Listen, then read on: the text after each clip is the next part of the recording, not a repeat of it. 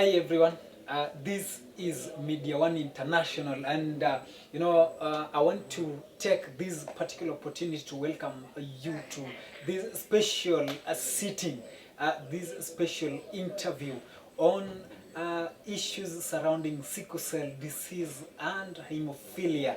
Now, in this particular sitting or in interview, we'll be speaking to various stakeholders. Now, we would just want to know what really causes sickle cell and hemophilia. How can we manage this disease? And finally, we'll be speaking to these warriors now to give us their experience, how they've managed, because we know it for real that in the society, in the community, we have that myth that people living with sickle cell and hemophilia does not live beyond 18 years. We'll have the testimonies, we'll be speaking to them, they'll give us their experience on this subject matter. We'll also be speaking to a media practitioner to tell us now what really is the role of media in making campaigns or creating awareness as far as sickle cell disease and hemophilia is concerned. Keep watching, give us your comment. Don't forget to like, subscribe, leave us your comment on the comment section. I'm your host, Kasera Geoffrey.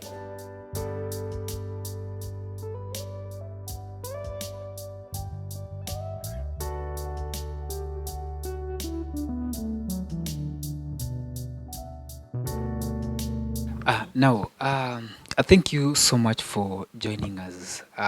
This is Media One International, and okay. To start with, maybe you'll tell us your name, then maybe you give us a brief history of at what age did you realize that you are suffering from this kind of disease? Okay, my name is Sharon Jessica Odhiambo, and it has been 30 years, and when first realized that I have this disease, I was like 3 years old, and basically living with a chronic illness is very expensive, but then it also needs confidence and also acceptance. So the journey hasn't been easy, but with confidence, acceptance, and also with a good support system, you are able to maneuver through. Yes. Now, at the age of 3, meaning you are still young, maybe you are living, you had your parents. What were some of the reactions or some of the interventions that were taken by your parents? Yeah, the interventions that were taken by my parents were that every time there was an issue or any time that I was sick, we could just directly go to the hospital, because this is a kind of disease that you can't predict whether the child will get better with the medication or the disease might persevere throughout the night. So you just have to you have to act fast. When there's an emergency, you have to go to the hospital. When it's not that severe, you can just take your meds, then monitor what happens. But when it gets bad, you always have to see a doctor, because sometimes the child might be good, you might be okay, but then in the next 1 hour or 30 minutes, it's very bad. Yes. Looking at this disease, um, uh, you as yourself or personally, how have you been treated in the community? Are your fellows, maybe your age mates, looking at you, how do they view you? Because we have that discrimination maybe that you've gone through. Yeah, our society believes that people living with sickle cell cannot go beyond the age of 18. And there's so many myths and misconceptions around sickle cell. But what I believe that in this era, we have been able to erase some of those myths and misconceptions, because we have people living with sickle cell who are 50, who are 45, who are 43, and that is good because it shows the world, or it shows the community that these are just says, these are just myths that can be done with. So there are so many myths and misconceptions.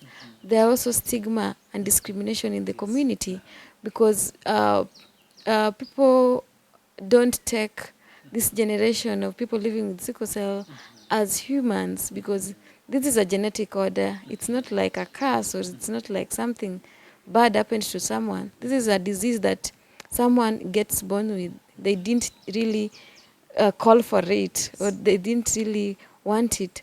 But then our society treats these kind of people that like they don't really need them, or they don't have to exist. And these are the things we're really trying to uh, do away with, so that these people get to have a safe space in our community, just like the rest of us who are suffering from chronic illnesses, like maybe cancer, you know, so that they're accepted and they feel part of this community. Yes. In your area, maybe of work, what really maybe are you doing to make sure that those maybe who have not realized they have the sickle cell disease, or those who even have realized that they have this kind of disease, to maybe give them that positive energy, positive mind, everything is gonna be fine. It is not life and death. Yeah, I run an organization called Peperusha Binti, where we create awareness and advocate on issues of sickle cell disease in Kisumu County. And so far, so forth, we've been able to talk to women, to talk to the community at large on sickle cell, and to make them aware. We've been able to eradicate the myths and misconceptions, but this thing doesn't just vanish once. It takes time for people to understand, and to people to believe that this is really a genetic disease. So as an organization, we've been able to have conversations in our community. We've been able to attend meetings just with other partners, just to see a way forward on how we can help people living with sickle cell, and on how we can continue advocating on issues of sickle cell. And I'm glad to say that we've been able also to support a few of the families within Kisumu living with sickle cell to access drugs. That has been an issue through one of our annual uh, projects that is dubbed Coffee for Champion Sickle Cell Fundraising, that we do every year, just to raise funds to support families from underprivileged families that cannot afford drugs, because this is a lifetime disease that you only manage.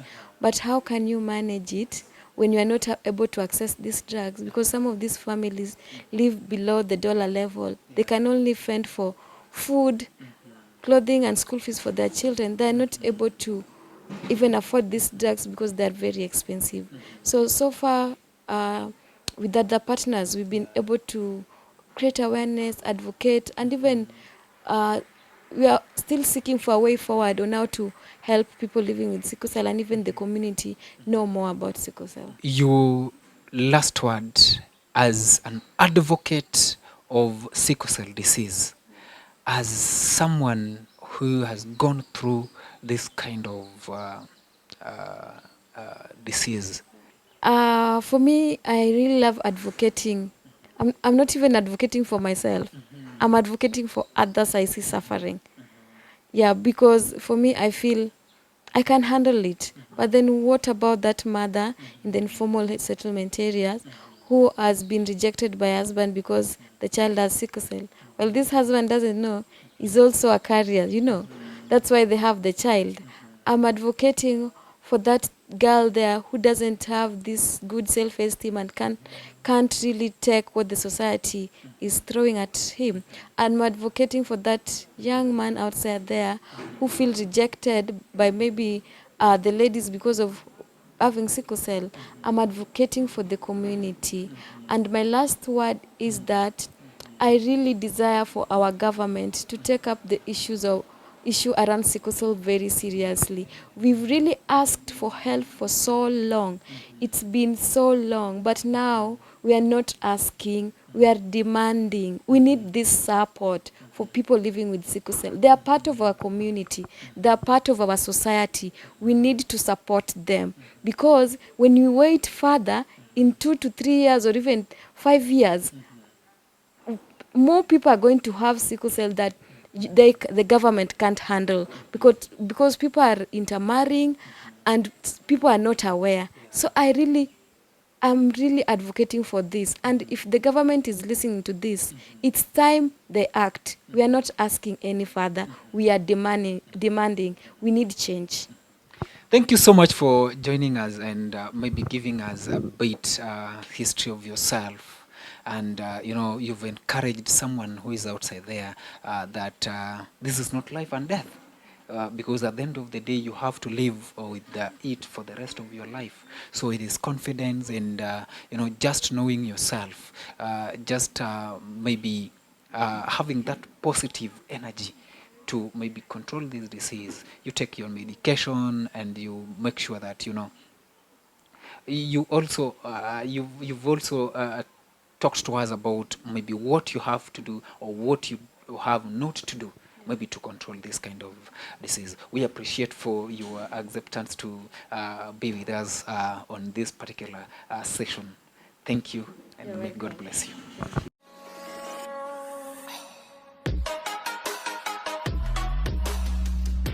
You are watching Media One International, always fast and fast.